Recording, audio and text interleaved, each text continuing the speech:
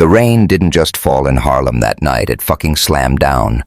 A relentless wall of water that turned the streets into rivers and the city into a goddamn blur. Ava Wells staggered through it, her sneakers squelching with every step, her hair a soaked mess of curls plastered to her face. The neon lights of 125th Street flickered through the downpour, their glow barely cutting through the storm. The saxophone wail from a jazz joint down the block was drowned out by the roar of wind and water, but she could still smell the faint sweetness of cornbread from Miss Mamie's diner, now shuddered against the chaos. Ava's chest burned, her breath coming in sharp, ragged gasps. She'd walked from Midtown to Harlem after the interview, went to shit another thanks. But you're not the right fit from some white dude in a suit who didn't even glance at her portfolio. Her blazer, the only one she owned, was soaked through, clinging to her skin like a second layer of defeat.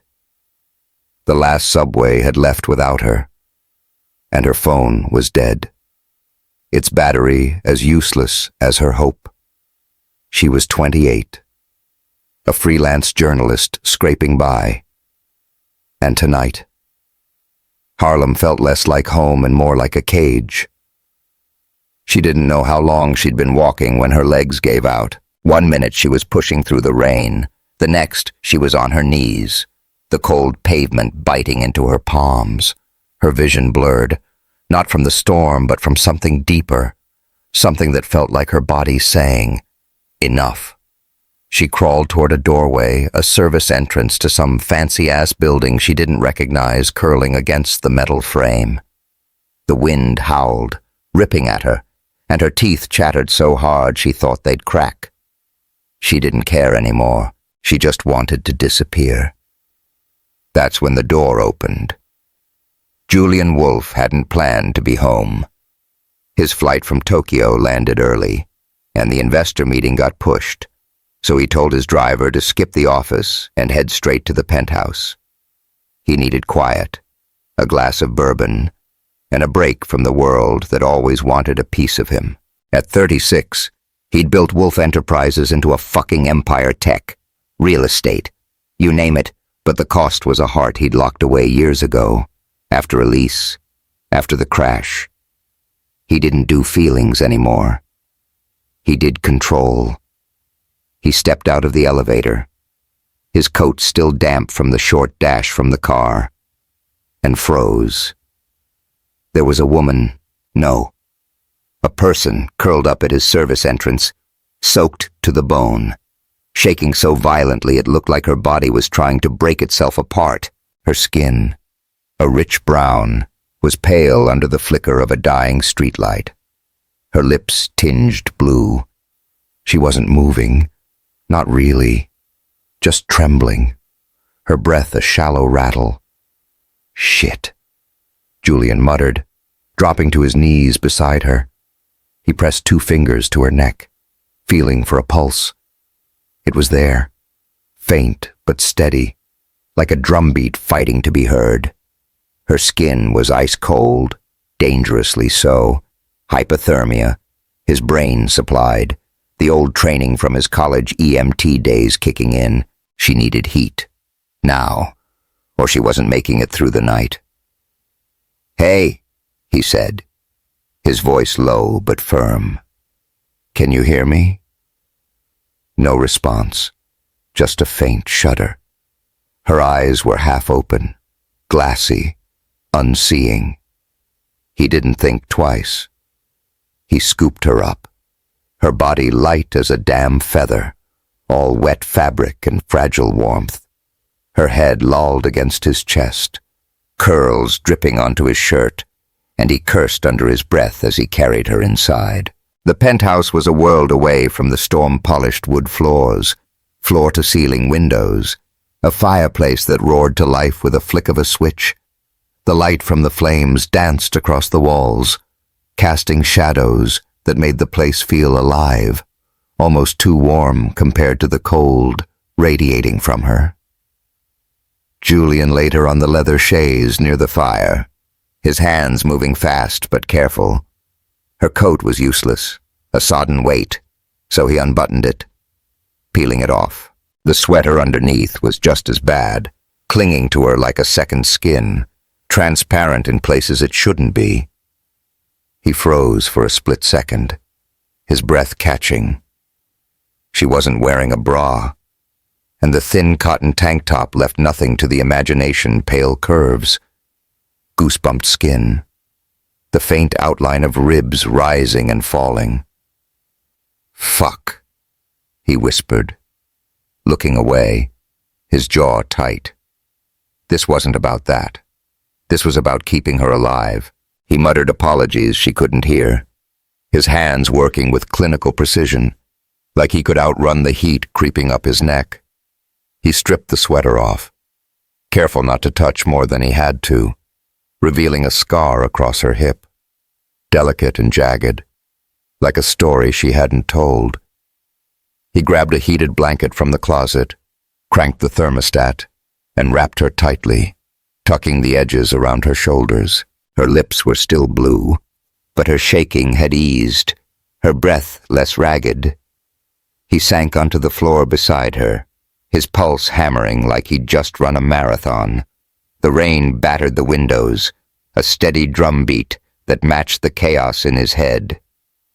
Who was she? Why was she here, and why the hell did he care so much? Minutes passed, maybe 10, maybe 20. Then she stirred, her eyes fluttered open, blinking up at the ceiling, then shifting to him. Her breath caught, and so did his. She was beautiful not in a polished, magazine way, but raw, real, like a flame that refused to go out. Her eyes, deep brown, held a mix of fear and defiance, and her voice, when it came, was a threadbare whisper. Where am I? Julian leaned forward, keeping his voice gentle but steady. You collapsed outside my place. I brought you in. You were freezing, damn near hypothermic. I had to... He stopped, swallowing hard. Get you warm. She looked down at herself, at the blanket clutched to her chest, and her expression shifted from confusion to horror. She yanked the fabric tighter, her voice sharper now, though still weak. You fucking saw me, didn't you? He held her gaze, unflinching. Only what I needed to. I wasn't trying to look. You were dying out there. I did what I had to. Silence hung between them, heavy, fragile. Her eyes searched his, like she was waiting for a lie, a catch. But he didn't blink. Finally, she spoke, not accusing, not ashamed, but soft, almost to herself. No one's ever seen me like that. Julian's chest tightened, a crack forming in the walls he'd spent years building. He didn't know her name, didn't know her story. But those words hit him like a punch. He opened his mouth to say something, anything, but she spoke first, her voice barely audible. I didn't ask for your rich-ass help. He almost laughed, the corner of his mouth twitching. And I didn't sign up to play hero, but here we are. She didn't smile, but her eyes softened, just a fraction. She shifted under the blanket, wincing, and he noticed the way her hands trembled. Not from cold now, but from something else. Exhaustion, maybe. Fear. He stood, grabbing a glass from the bar and pouring a splash of bourbon. Here, he said, holding it out. It'll help. She eyed the glass like it might bite her, then took it, her fingers brushing his for a split second. The contact sent a jolt through him, and he pulled back, shoving his hands in his pockets. She sipped the bourbon, grimacing, then muttered, "Tastes like regret." He snorted. "That's the good stuff. You're welcome." She didn't reply, just stared into the fire, the light catching the edges of her face, high cheekbones, full lips, a scar above her eyebrow he hadn't noticed before. He wanted to ask who she was, why she was out in that storm, but something told him she wasn't ready to share. "Not yet. What's your name?" he asked instead, keeping his tone casual. She hesitated, like giving her name was giving up a piece of herself.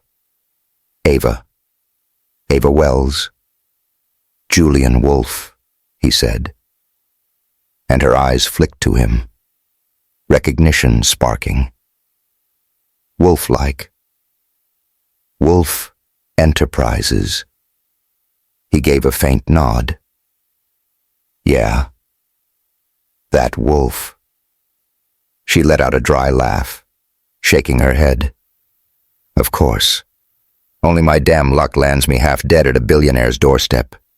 He didn't laugh, didn't smile. He just watched her, the way her sarcasm masked something deeper, something broken. "You're not dead," he said quietly. "That's what matters." She looked at him then, really looked, and for a moment, the room felt smaller, the air thicker. The fire crackled, the rain pounded, and her gaze held his like a challenge. "I should go," she said. But her voice lacked conviction. "You're not going anywhere," he replied, firm but not harsh. "You passed out from hypothermia. Rest. When you're steady, I'll get you home."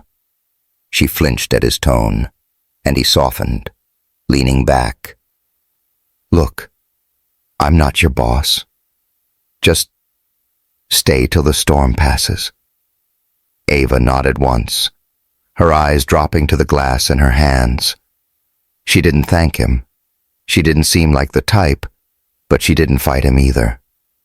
She sank back against the chaise, her eyelids heavy, and within minutes, her breathing slowed, sleep pulling her under.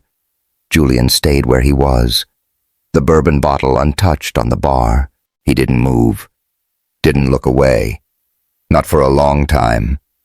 The storm raged outside, but inside, something else was brewing, something he hadn't felt in years, something dangerous. He didn't know who Ava Wells was, but she'd already cracked the surface of his carefully controlled world, and he wasn't sure he could seal it shut again.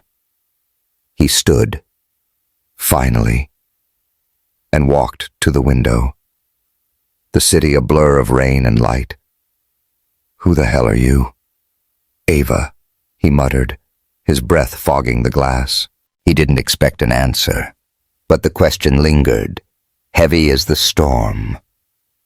The Wolf Tower gleamed like a middle finger to the sky, all glass and steel, reflecting Manhattan's chaos in sharp, cold lines.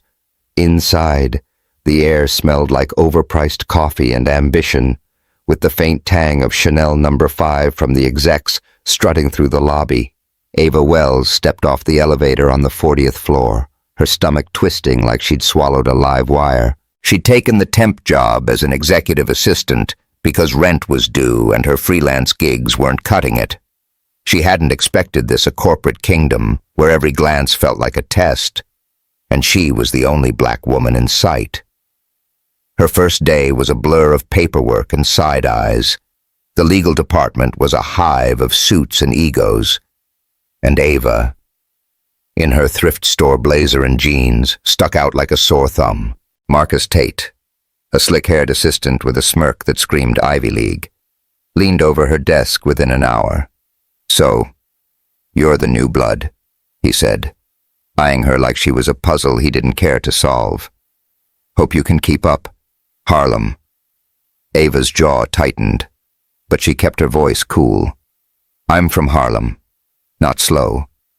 And it's Ava, not new blood. Take your sleazy ass elsewhere."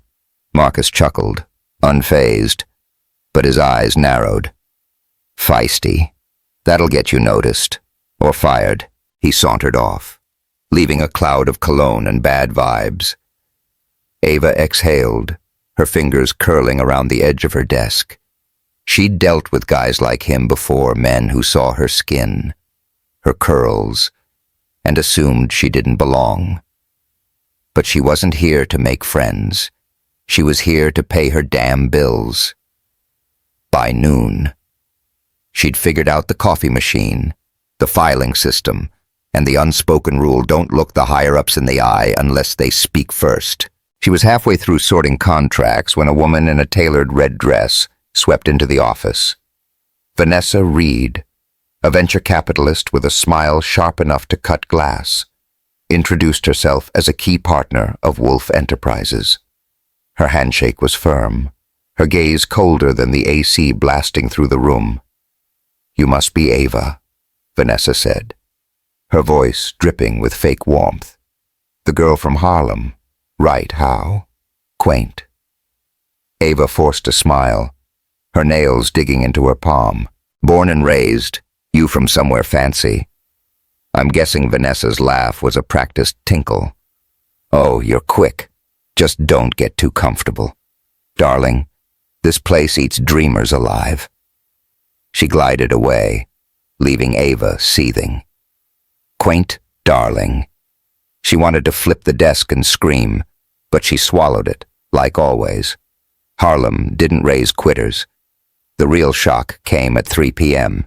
She was grabbing a file from the records room when she heard his voice, low, controlled, like it could command a room or break a heart without trying. Julian Wolf. She froze, her hand on a folder, her pulse kicking up like she'd just sprinted a block. She hadn't seen him since that night, a week ago, when she'd woken up half naked in his penthouse, wrapped in his blanket, his bourbon burning her throat. She'd slipped out before dawn, leaving a scribbled thanks on a napkin, hoping she'd never cross his path again. Harlem and billionaires didn't mix. But there he was, in the hallway outside, talking to a group of suits. His charcoal suit hugged his frame, his dark hair slightly mussed, like he'd run a hand through it. He hadn't seen her yet, but the air shifted, like the room knew he was in it. Ava ducked back into the records room, her heart hammering. Of course he owned this place, Wolf Enterprises. She should have connected the dots. But she'd been too busy trying to forget his hands on her, peeling wet clothes from her skin, his eyes burning with something she couldn't name. She told herself to focus, to breathe. But every time she heard his footsteps sharp, deliberate, like a predator's, she tensed. He didn't come near her, didn't acknowledge her, and that pissed her off more than it should have. Was she just a blip to him, a random chick he'd saved from the rain? She hated how much it stung, hated that she even cared. By 7 p.m., the office had emptied out. The hum of computers replaced by the distant wail of sirens outside. Ava stayed late, determined to prove she wasn't just the Harlem girl. She was hunched over her laptop, the glow of the screen casting shadows across her face.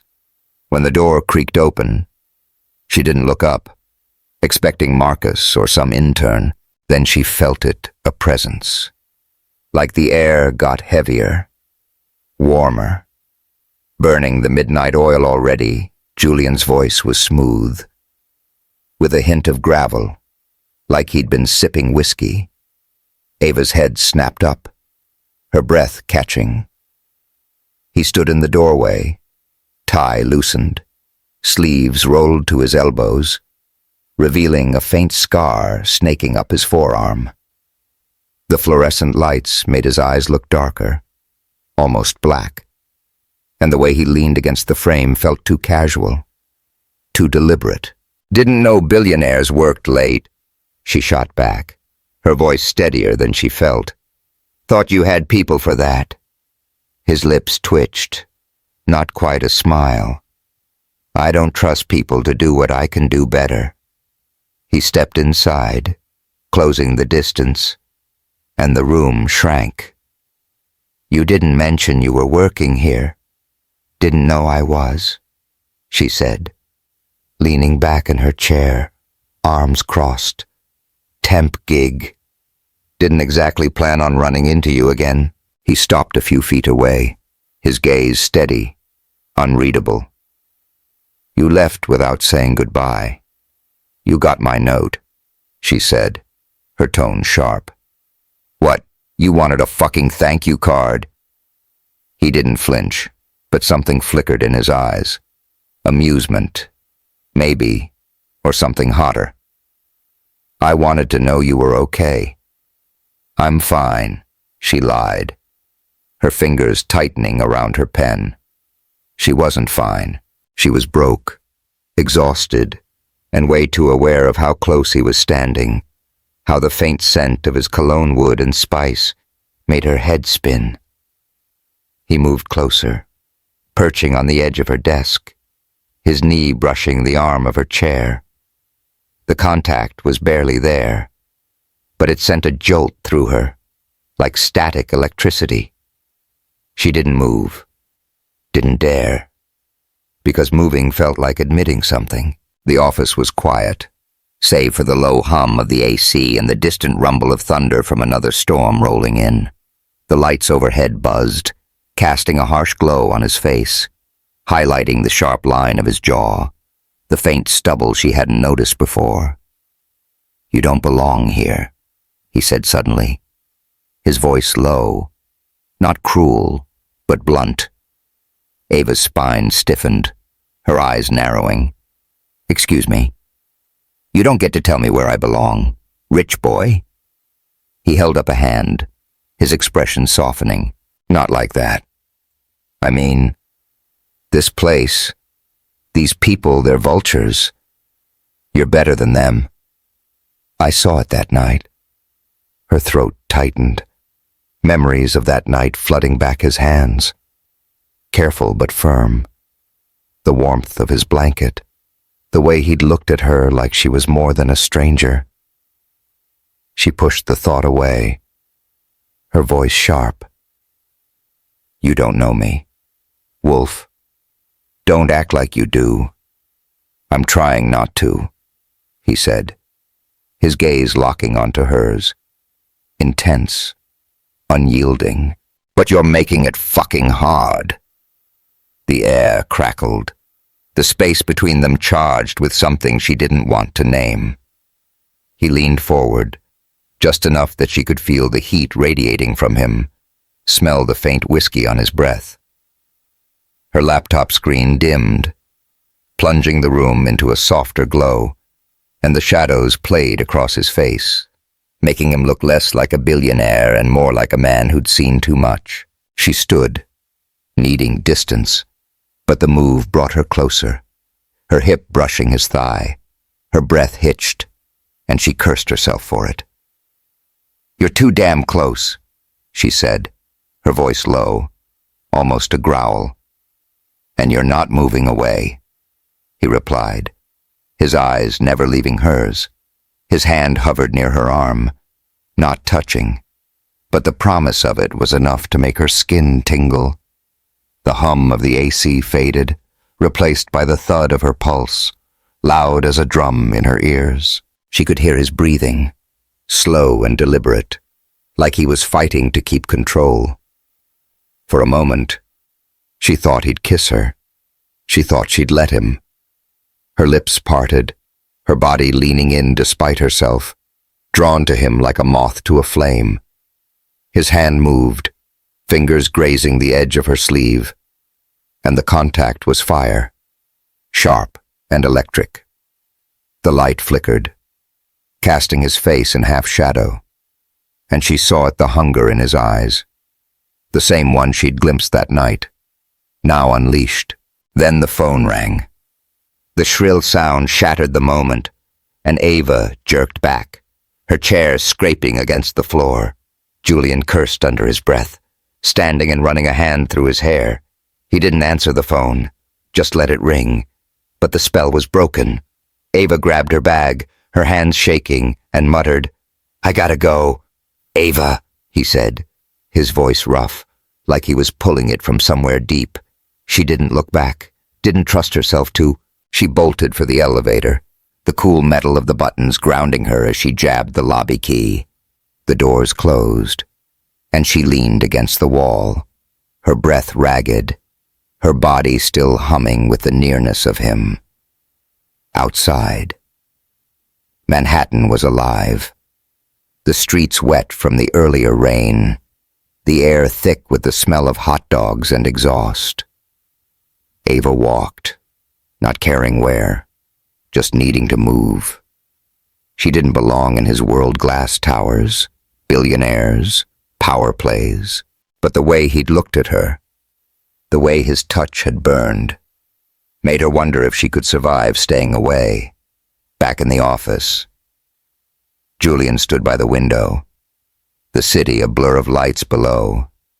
His hand was still warm from where it had brushed her, his heart pounding like he was a kid again, not a man who'd built an empire. "Fuck," he muttered, pouring a shot of bourbon and downing it in one go.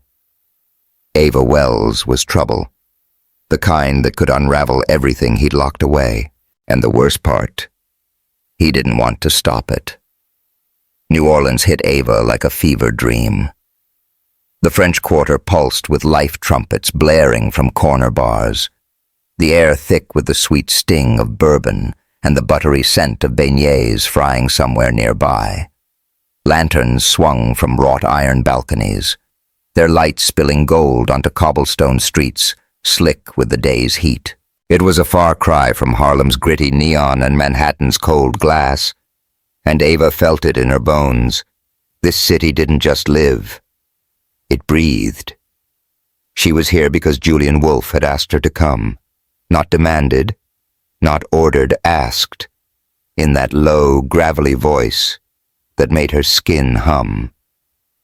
"I need an extra hand at a charity event," he'd said, standing too close in the Wolf Tower hallway, his eyes daring her to say no. She'd said yes before her brain caught up. And now, stepping out of the cab in a sapphire gown that hugged her curves like a lover, she wondered if she'd lost her damn mind. The dress, borrowed from Nia, her best friend, was a bold choice sleeveless, plunging neckline, the fabric shimmering under the streetlights, making her rich brown skin glow. Her curls were loose, framing her face, and for once, she didn't feel like hiding. The event was at a restored mansion in the Quarter, all chandeliers and velvet drapes, the kind of place that screamed old money. Ava's job was simple shadow Julian. Take notes, keep things smooth. But nothing about being near him was simple. She felt his presence before she saw him, a shift in the air like a storm brewing. He stood across the room, tall and unreadable in a black tux that fit like it was sewn onto him, his dark hair catching the light as he spoke to a group of investors. His eyes found her, and the world blurred. It wasn't a leer, not some sleazy once-over. It was like he was seeing her for the first time. Every damn time. "You clean up nice."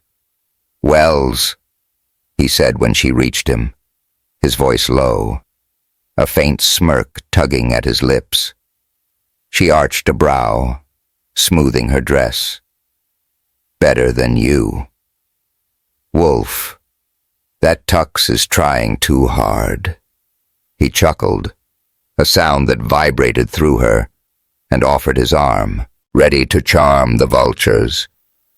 "Born ready," she shot back, slipping her hand into the crook of his elbow. His warmth seeped through the fabric, and her pulse kicked up, but she kept her face neutral. She wasn't here to swoon, she was here to work. The night was a whirlwind of small talk and fake smiles. Ava jotted notes, handed Julian files, and dodged the curious stares of the elite. Then Vanessa Reed slithered in, her red dress a scream for attention, her blonde hair swept up like she was auditioning for royalty. She air-kissed Julian, lingering too long. then turned to Ava with a smile that could cut diamonds. "Ava, isn't it the Harlem girl?" Vanessa purred, her tone dripping with condescension. "You must feel so out of place here." Ava's grip tightened on her notepad, but her voice was steel. "Nah, I'm right where I belong, unlike some folks who try too hard to fit in." The room stilled for a heartbeat, a few heads turning. Vanessa's smile faltered, but she recovered, laughing like Ava had told a cute joke. Julian's hand brushed Ava's lower back, a fleeting touch that said, "I've got you." Her skin burned where he'd touched, and she hated how much she liked it. The event dragged on, but Ava held her own, charming a crusty old donor with a story about Harlem's jazz scene and catching Julian's approving glance. By 11 p.m., the crowd thinned, and Julian leaned close, his breath warm against her ear. "Let's get some air." She followed him out, the night wrapping around them like a velvet cloak. They walked down Bourbon Street, the music louder now, a trumpet riff curling through the air like smoke. The river wasn't far, its surface glinting under a fat crescent moon. Ava's heels clicked on the pavement, her dress catching the breeze, and she felt alive, electric. Like New Orleans had cracked her open. They stopped on a quiet stretch by the Mississippi, the water lapping softly against the bank. Julian leaned against a railing, his tie loosened, the top button of his shirt undone, revealing a sliver of tanned skin. The moonlight painted him in silver, softening the hard lines of his face, and Ava's throat went dry. He was beautiful, not in a pretty boy way, but in a way that made her want to know every scar, every secret.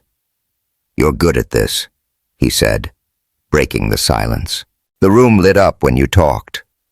She shrugged, leaning beside him, her arm brushing his. "I'm just me, no bullshit. That's why they couldn't look away."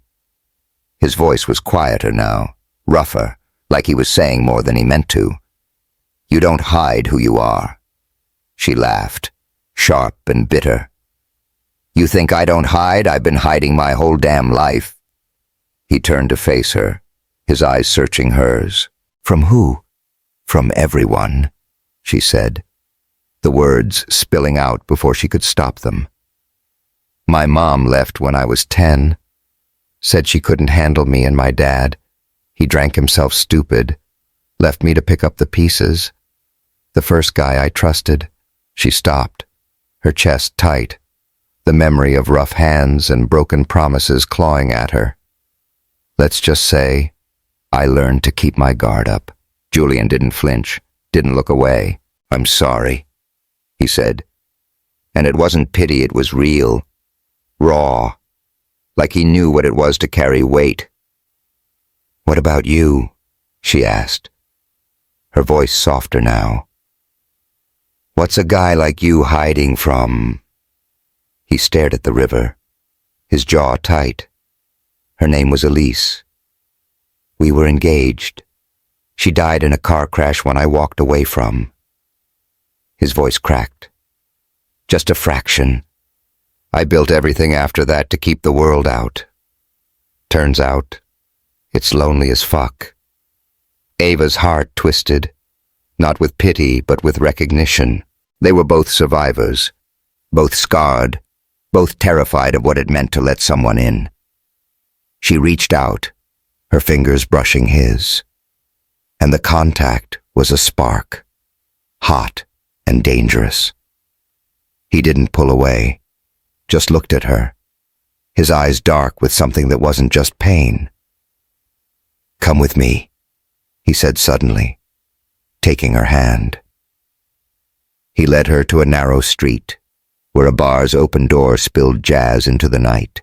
A band was playing inside, but he stopped short of the entrance, pulling her onto a balcony draped with ivy. The music floated up, a slow, sultry melody, and he turned to her, his hand sliding to her waist.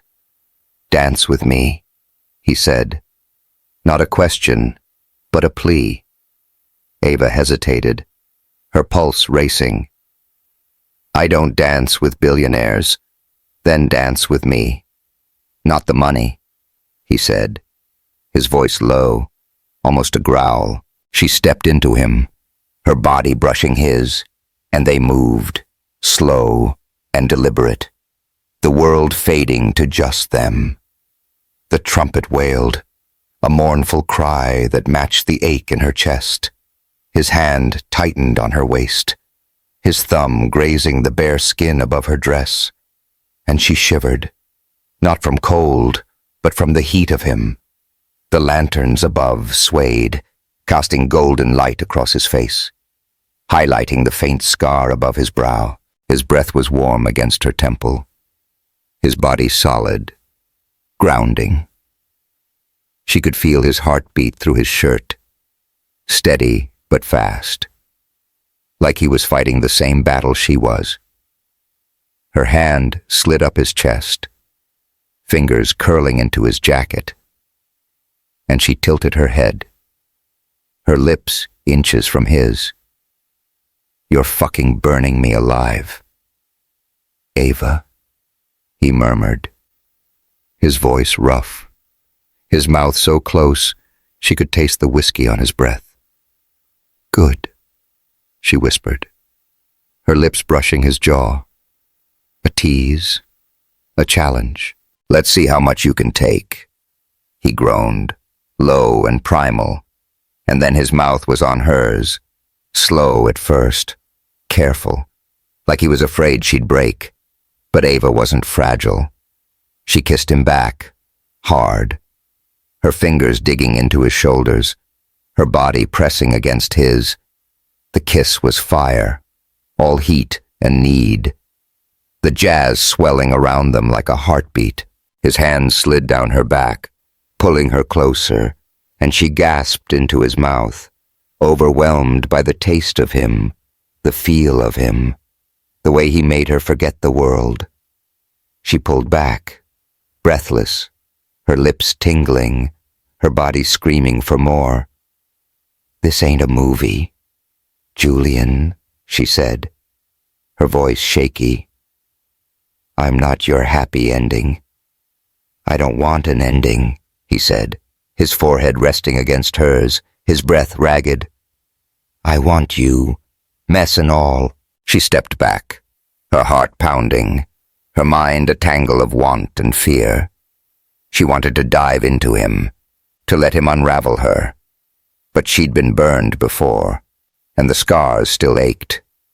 I need air, she muttered, turning toward the street, her heels clicking as she walked away. He didn't follow, but she felt his eyes on her, heavy as a touch. The river glittered under the moon, and she leaned against a lamppost, her breath coming in short bursts. New Orleans was alive around her, but all she could hear was the echo of his voice. All she could feel was the ghost of his lips, unseen in the shadows. Vanessa Reed watched from a balcony above, her phone in hand, the photo of their kiss already sent to Marcus Tate. Her smile was cold, calculated. Let's see how long you last. Harlem girl, she whispered, slipping back into the night, back by the river. Julian stood alone, his hands clenched, his body still humming with the taste of Ava. He'd spent years building walls, but she was tearing them down, and he wasn't sure he wanted to stop her. Fuck, he muttered, running a hand through his hair. He didn't know what came next, but he knew one thing: Ava Wells was worth the fall. The scandal hit like a fucking freight train. Ava Wells was at her desk in Wolf Tower, sorting through emails, when her phone buzzed with a notification from a gossip blog. The headline screamed, Wolf's Harlem Hustle Love or Ambition below it. A blurry photo of her and Julian kissing on that New Orleans balcony, the moonlight catching their silhouettes like some damn romance novel cover. The article didn't name her outright, but it didn't have to. The Harlem-born assistant, with no corporate experience, was a neon sign pointing straight at her.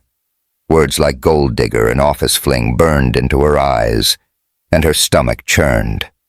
She didn't cry. Ava didn't do tears.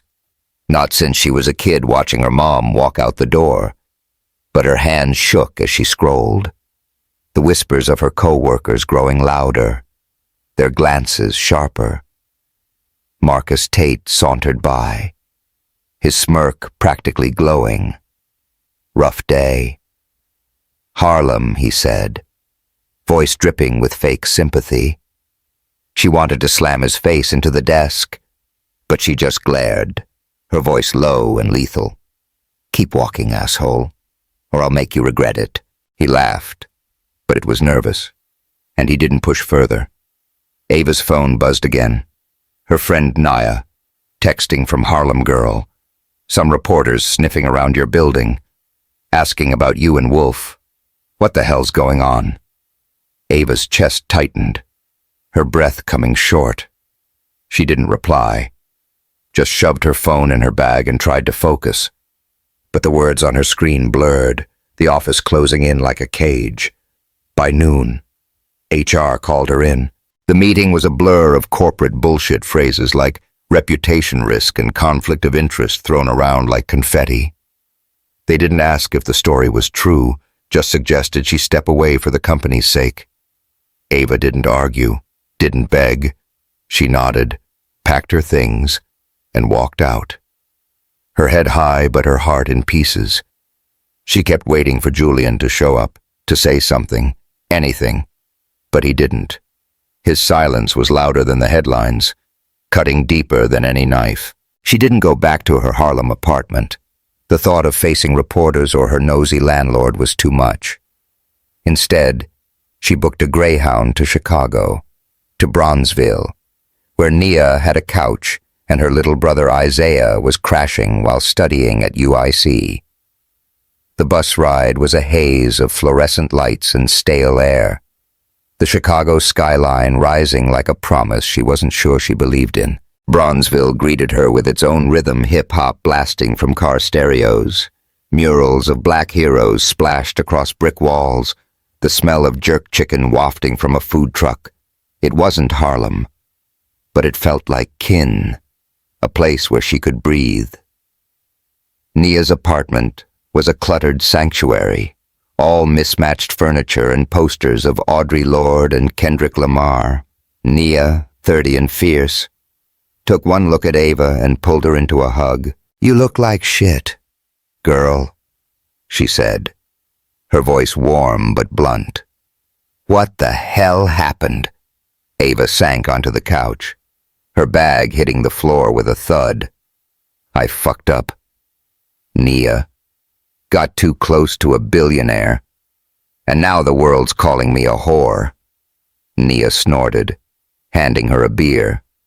The world's been calling black women worse for less. Fuck 'em. Tell me about this Wolf guy. Ava cracked the beer, the cold glass grounding her. She told Nia everything: the storm, the penthouse, the kiss in New Orleans, the way Julian's hands felt like fire and safety all at once. She told her about the scandal, the HR meeting, and the silence that hurt most. He didn't even fight for me, she said, her voice breaking. I thought he saw me. Nia really saw me. Nia's eyes softened, but her tone stayed sharp. Maybe he's scared. Maybe he's an asshole. Either way, you don't need his ass to shine. You're Ava fucking Wells. Harlem raised you tougher than this. Isaiah, 19 and lanky, wandered in from the kitchen, his headphones dangling. Yo, sis, you good? He asked. His brow furrowed. He'd always been her shadow, the one she'd protected when their dad was too drunk to care. Seeing him now, worried but strong, made her chest ache. I'll be fine, she lied, ruffling his hair. Just need to figure out what's next. What came next was a week of hiding. Ava avoided her phone, ignored the emails piling up, and threw herself into Bronzeville's pulse. She walked the streets, tracing murals of Malcolm X and Gwendolyn Brooks, their painted eyes urging her to keep going. She ate ribs at a hole-in-the-wall joint, the sauce sticking to her fingers, and listened to poets spit fire at a local cafe, their words reminding her who she was. But at night, alone on Nia's couch, she couldn't escape the memory of Julian, his voice, his touch, the way he'd looked at her like she was the only thing that mattered. Then Lila Jones called. Lila, a friend of Julian's late fiancée Elise, had reached out via LinkedIn, claiming she had information. Ava met her at a diner near Bronzeville, the kind with sticky tables and coffee that tasted like regret. Lila, 40 and no nonsense, slid into the booth, her eyes sharp. "Julian's not who you think," she said, cutting to the chase. "After Elise died, there was a lawsuit. The other driver's family blamed him. It got ugly, and he paid to make it go away. You sure you know what you're getting into?" Ava's stomach dropped, but she kept her face blank. "Why tell me this?" "Because you deserve to know," Lila said, sipping her coffee. "He's got demons." "Ava, and you're not Elise." The words stung, but they also lit a fire. Ava didn't want to be Elise, didn't want to be anyone's ghost. But Lila's story gnawed at her, planting doubts about Julian's silence, his past, his truth. She thanked Lila, paid for the coffee, and left. The Chicago wind biting her cheeks. That night, she performed at the cafe's open mic, a last-minute decision fueled by Nia's nagging. The room was packed, the air thick with incense and anticipation. Ava stepped onto the stage, her heart pounding, and read a poem she'd written on the bus, a raw, jagged thing about being seen and shattered. "I am not your muse, not your martyr," she said, her voice steady, her eyes burning. "I am the storm you can't outrun." The crowd snapped, cheered, and for the first time in days, she felt like herself again. She was still buzzing from the performance when she stepped outside, the neon sign above the cafe casting a green glow on the sidewalk. That's when she saw him, Julian, leaning against a street lamp, his coat collar up against the rain that had started to fall. His face was shadowed, but his eyes were unmistakable, dark and haunted, locked on her. "What the fuck are you doing here?" Ava snapped, her voice cutting through the drizzle. Her pulse raced, anger and want crashing together like waves. "I fucked up," he said, stepping closer, his voice rough. "I should have fought for you. I'm here to fix it." "You don't get to just show up," she said, her hands balling into fists. "You let them call me a gold digger, let them push me out. You didn't say shit." "Julian, I know," he said, his jaw tight. "I panicked. You make me feel things I haven't felt since—" He stopped, his voice cracking. "I was a coward, Ava, but I'm here now, and I'll burn it all down for you." The rain fell harder, soaking his hair, his coat, but he didn't move. Ava's chest heaved, her emotions a tangle of rage and longing. She wanted to scream, to run, but her feet carried her toward him, the neon light painting them in electric green. They stood in a narrow alley beside the cafe, the rain a curtain around them, the hip-hop bass from a passing car thumping like a heartbeat. He reached for her, hesitant, but she didn't pull away. His hands found her waist, pulling her close, and the heat of him cut through the cold. Her hoodie was soaked, clinging to her skin, and his shirt was no better, the wet fabric molding to his chest. The rain ran in rivulets down his face, catching in his lashes, and she could hear his breath, ragged and desperate, over the patter of the storm. "I'm sorry," he said, his forehead pressing against hers, his voice barely audible. "I see you, Ava. I've always seen you." "Then why'd you let me go?" she whispered, her voice breaking, her hands gripping his coat. "Because I'm a fucking idiot," he said. And then his mouth was on hers, hard and hungry, a kiss that tasted of rain and regret. She kissed him back, her body pressing against his. The alley walls, closing them in. The neon flickered, casting their shadows in sharp relief, and the sound of the rain was a roar, drowning out everything but the thud of her pulse. His hands slid under her hoodie, his fingers warm against her bare back, and she gasped. The sensation like lightning. She could feel his heartbeat, wild and unsteady, matching hers. She pushed him back, just enough to breathe, her lips tingling. "You don't get to break me twice," she said, her voice fierce.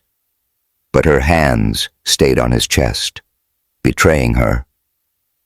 "I won't," he said, his eyes burning into hers. "I swear it." She wanted to believe him, wanted it so bad it hurt. But the doubts Lila's words, the scandal, his silence held her back. She stepped out of his arms, the rain cold without him, and walked away, her sneakers splashing through puddles.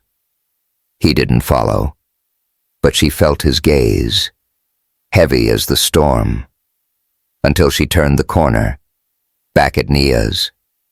Ava sat on the couch, her wet clothes dripping onto the floor. Nia didn't ask questions, just handed her a towel and said, "You'll figure it out, girl. You always do." But Ava wasn't sure. Julian had cracked her open, and she didn't know if she could close herself off again, or if she even wanted to. In Manhattan, Julian stood in his penthouse, the city a blur of lights beyond the window. The taste of Ava's kiss lingered, sharp and alive, and his hands still burned from touching her. He'd fucked up, but he wasn't done fighting. Not for her. Not ever. Harlem was home. Always had been. But Ava Wells hadn't felt it in her bones until she stepped back onto its streets. The air carried the familiar hum of 125th Street saxophones wailing from a jazz club, the sizzle of fried plantains from a food cart, the chatter of kids dodging puddles under neon signs. It was a week since she'd left Chicago, since Julian's rain-soaked kiss had cracked her open, and she was still picking up the pieces. Bronzeville had given her space to breathe, but Harlem was where she'd fight to stand tall again. She'd come back because Nia had insisted, texting her a blurry photo of a flyer for an open mic at the Apollo Theater. "Your stage, girl. Claim it," Nia wrote. Ava hadn't performed since Chicago, hadn't felt ready. But something about the Apollo, the hallowed ground where Ella Fitzgerald and James Brown had burned bright, called her home. She didn't know Julian would be there, didn't know he'd orchestrated the whole damn thing. The Apollo was alive that night, its marquee glowing red and gold, the crowd spilling out onto the sidewalk, their voices a mix of laughter and anticipation. Inside, the theater smelled of polished wood and history, the stage bathed in warm light, the velvet curtains whispering stories of legends. Ava stood backstage, her stomach in knots, clutching a folded poem she'd written in Chicago. Her outfit was simple black leather jacket, jeans, her curls loose and wild, but she felt exposed, like the spotlight would see straight through her. Nia was in the front row, cheering like a fool, and Isaiah, her little brother, had made the trip from Chicago, his grin wide as he gave her a thumbs up. Ava's heart swelled. But it was the poem that grounded her, its words a lifeline. She'd poured everything into it, her pain, her rage, her hope, and tonight, she'd let Harlem hear it. The MC called her name, and the crowd roared as she stepped onto the stage. The lights were blinding, but she found her mark, her voice steady as she began. "I am not your muse, not your martyr," she said, her words cutting through the hush. "I am the storm you can't outrun, the fire you can't douse. I am Harlem. I am heart. I am whole." Her voice rose, fierce and raw, each line a blade carving out her truth. She spoke of her mother's abandonment, her father's drunken haze, the men who'd tried to break her, and the woman she'd become, despite it all. The crowd snapped, shouted, their energy feeding hers, and when she finished, the applause was a tidal wave. She didn't see Julian until she stepped off stage, her breath still ragged from the performance. He was in the wings, half hidden in shadow, his eyes locked on her like she was the only thing in the room. He wore a simple black sweater, jeans, no trace of the billionaire polish, and the sight of him raw, unguarded, made her heart stutter. She froze, her poem still clutched in her hand, the applause fading to a distant hum. "What the hell are you doing here?" she asked, her voice low, wary. He stepped closer, the stage lights catching the scar above his brow. "I made this happen," he said, his voice rough but steady. "The open mic, the flyer, I wanted you to have this moment. You deserve it." Ava, her throat tightened, anger and gratitude warring inside her. "You don't get to play savior, Julian. Not after you let me walk away." "I know," he said, his eyes never leaving hers. "I fucked up. I let fear win, and I'll spend every damn day making it right if you let me." Before she could respond, Naya burst backstage, her braids swinging as she pulled Ava into a hug. "You killed it. Girl Harlem's proud as hell." She glanced at Julian, her eyes narrowing. "You the billionaire better not fuck this up again." Julian's lips twitched, but he nodded, not planning to. Nia snorted, giving Ava a look that said, "We'll talk later," then disappeared into the crowd.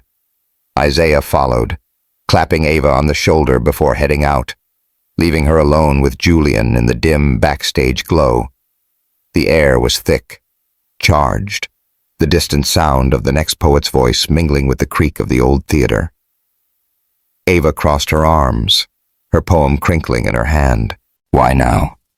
Why this?" "Because I saw you in Chicago," he said, stepping closer, his voice low. "That poem, that fire, you're unstoppable. Ava, I wanted you to feel it, to know it, and I wanted to be here when you did." Her chest ached, his words hitting places she'd kept locked tight. She wanted to push him away, to protect herself. But the way he looked at her like she was everything made it impossible. "You hurt me," she said, her voice barely above a whisper. "You let them tear me down." "I know," he said, his jaw tight, "and I hate myself for it. But I'm not running anymore. I'm here, and I'm yours if you'll have me." The words hung between them, heavy as the Harlem night. Ava's eyes burned, but she didn't look away. She saw him, really saw him, not the billionaire, not the myth, but the man who'd carried her through a storm, who'd kissed her like she was air he needed to breathe. And she knew, in that moment, that she wasn't running either. She stepped forward, closing the distance, and he met her halfway, his hands finding her face, gentle but firm. The backstage was quiet now, the crowd's hum a distant pulse, the only light a soft amber glow from a nearby lamp. His thumbs brushed her cheeks, and she could hear his breath, uneven, desperate, like he was afraid she'd vanish. The scent of his cologne wood and spice mixed with the theater's old wood smell, grounding her. "You're my fucking salvation," he murmured, his voice raw, his eyes searching hers. "Then save me back," she said, her voice fierce, her hands sliding under his sweater, feeling the warmth of his skin, the faint ridge of a scar on his chest.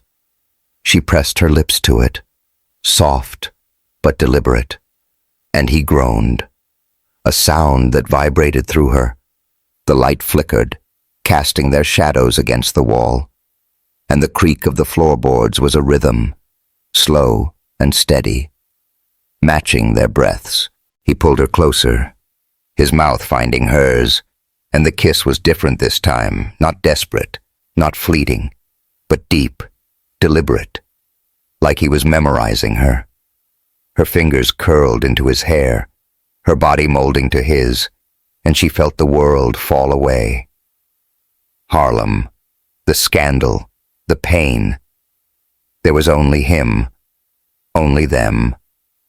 The heat of his hands on her back, the taste of him like whiskey and want. She gasped against his lips, overwhelmed, and he slowed, his forehead resting against hers, his breath ragged. "I'm not going anywhere," he said, his voice a promise, his hands still cradling her face. She nodded, her eyes wet, her heart too full to speak. They stood there, wrapped in each other, the Apollo's magic holding them close. But the night wasn't over. Earlier that day, Julian had confronted Marcus Tate, firing him on the spot after Nia's investigation traced the scandal's leak to him. Vanessa Reed, the mastermind, had been cut from Wolf Enterprises' investor circle, her threats ignored. Julian had gone further, telling the board he'd step down if they pushed back on his relationship with Ava. "I'm done pretending I don't feel," he'd said, his voice cold, final. The board backed off, but the fight wasn't over.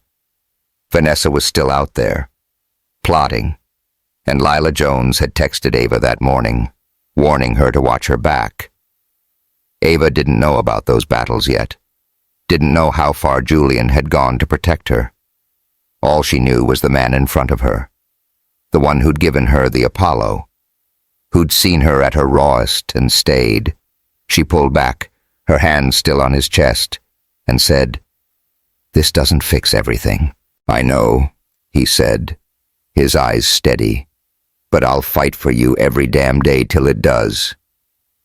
She believed him, not because he was perfect, but because he was here, flawed and real. They left the Apollo hand in hand, the Harlem night wrapping around them like a promise. Nia was waiting outside, her grin wide. "Took you long enough," she said, tossing Ava her jacket. "Don't fuck this up, billionaire." Julian laughed, a sound Ava hadn't heard before, free and unguarded. Not a chance. They walked down 125th Street, the neon lights flickering, the jazz still playing somewhere in the distance.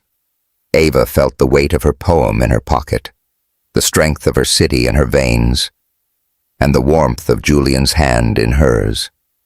She wasn't invisible anymore, and for the first time, she didn't want to be. But in a Manhattan penthouse. Vanessa Reed sipped wine, her phone open to a new plan. She wasn't done with Ava Wells, not by a long shot, and somewhere in Chicago. Lila Jones stared at an old photo of Elise, wondering if she'd said too much or not enough. Big Sur was a world apart from Harlem's neon pulse or Chicago's gritty hum. The Pacific Ocean roared below cliffs draped in mist, waves crashing against rocks with a rhythm that felt ancient, unstoppable.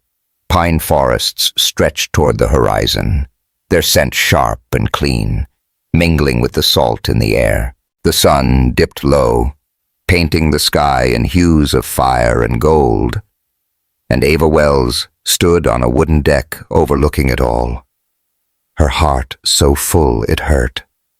A year had passed since that night at the Apollo, since Julian Wolf had stood in the shadows and given her a stage to reclaim her voice.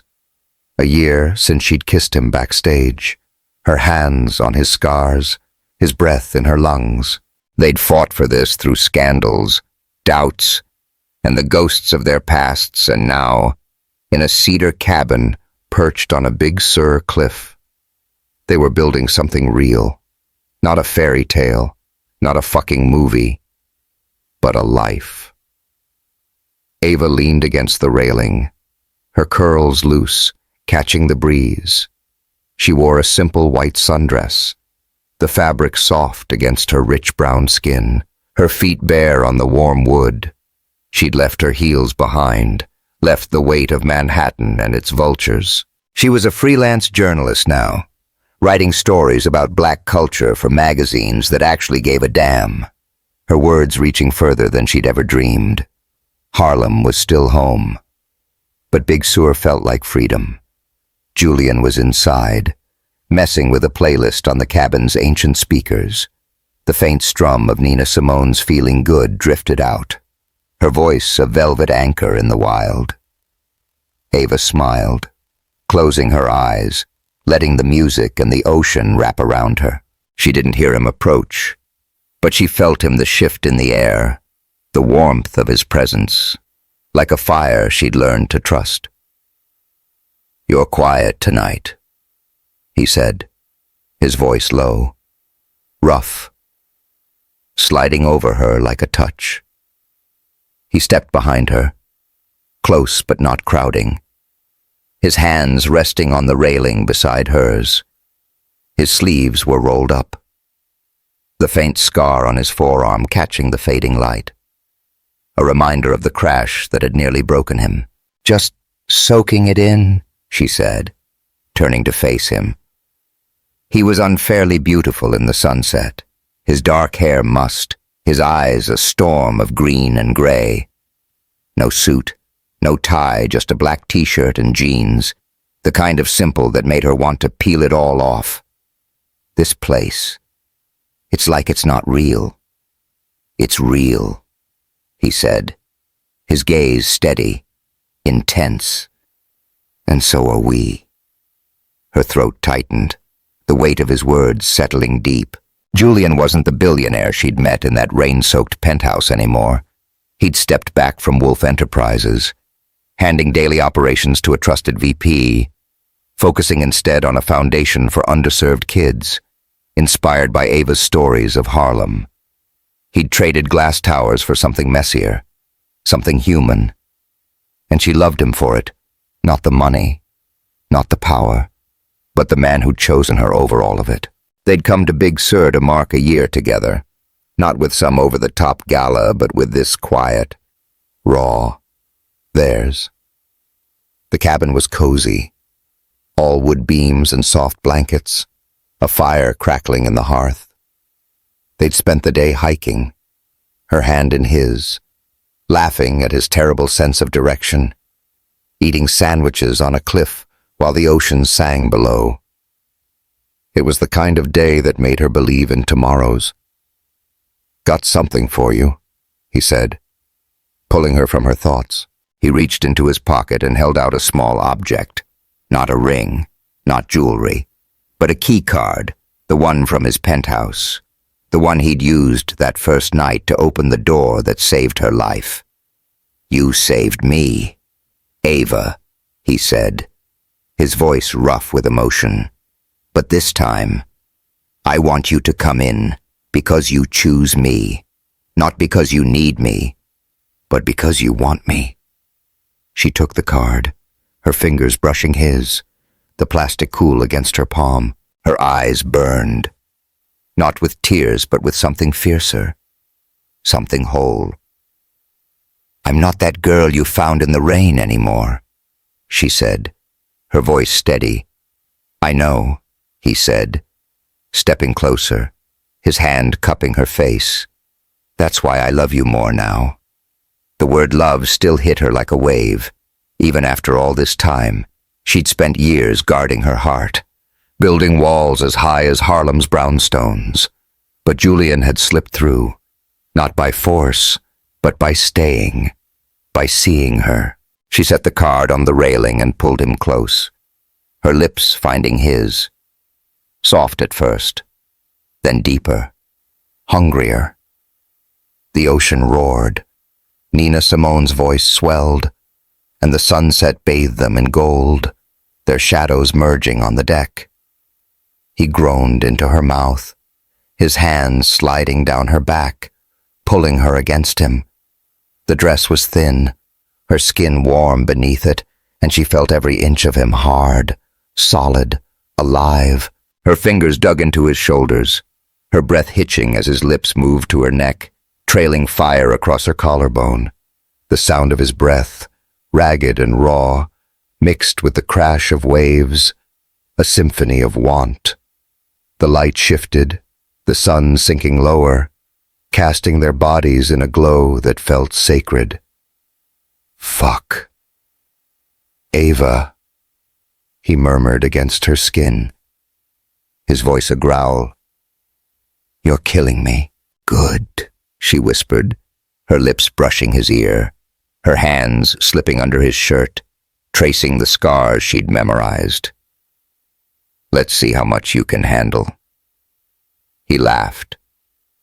A low, primal sound, and lifted her onto the railing, her legs wrapping around him. The wood creaked, the ocean a wild pulse below, and she gasped, not from fear, but from the intensity of him, the way his hands held her like she was everything. His mouth found hers again. The kiss slow now, deliberate, like he was savoring every second. The air was cool, but their bodies were heat, skin against skin, the fabric of her dress bunching under his fingers. She could hear the faint crackle of the fire inside, the distant call of a gull, and it grounded her, made this moment real. They didn't go further. Not yet. He pulled back, his forehead against hers, his breath uneven. "I want you," he said, his voice thick. "All of you. Always." "You've got me," she said, her hands framing his face, her eyes locked on his. "Don't fuck it up." He laughed again, softer this time, and carried her inside. The keycard forgotten on the railing. The cabin was warm, the fire casting shadows that danced across the walls. They sank onto a pile of blankets, her head on his chest, his fingers tracing lazy circles on her back. Nina Simone gave way to Miles Davis, the trumpet a mournful echo, and Ava felt something settle in her, a peace she hadn't known she could have. They talked, not about the past, but about now, about the future. She told him about her latest article, a piece on Harlem's jazz revival, and he listened, his eyes bright with pride.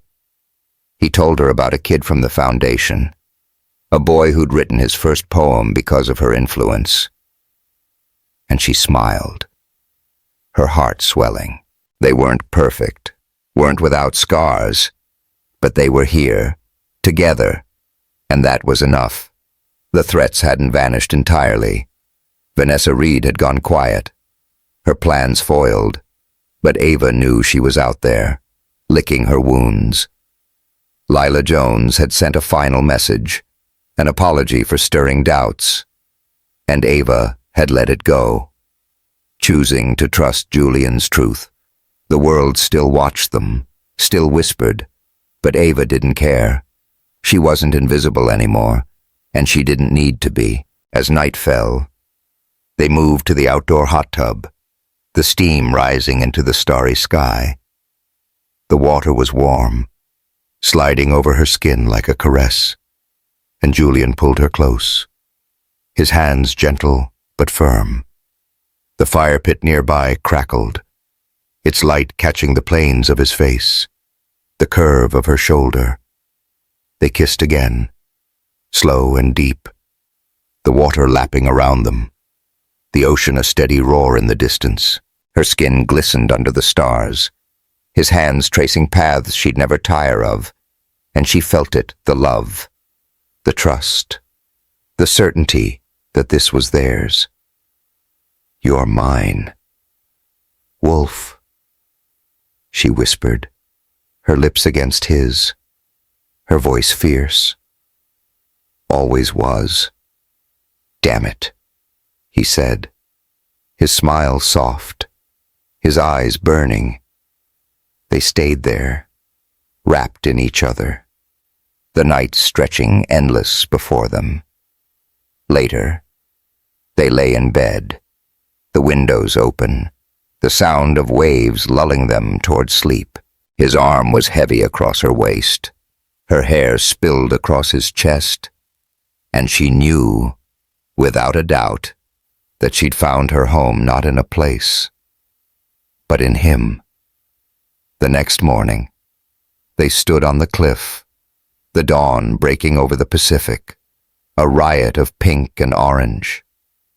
Ava held the key card, not because she needed it, but because it reminded her how far they'd come from a soaked body in the rain to this, whole and unshakable. She slipped it into her pocket and took his hand, her fingers lacing with his. "Ready for what's next?" he asked, his voice warm, his eyes steady. "With you, always," she said. And they turned toward the horizon, the future wide open before them. Because love, the kind that strips you bare and still lets you breathe, doesn't need to be shouted. It just needs to stay, and theirs would, through every storm, every dawn, every damn thing the world could throw.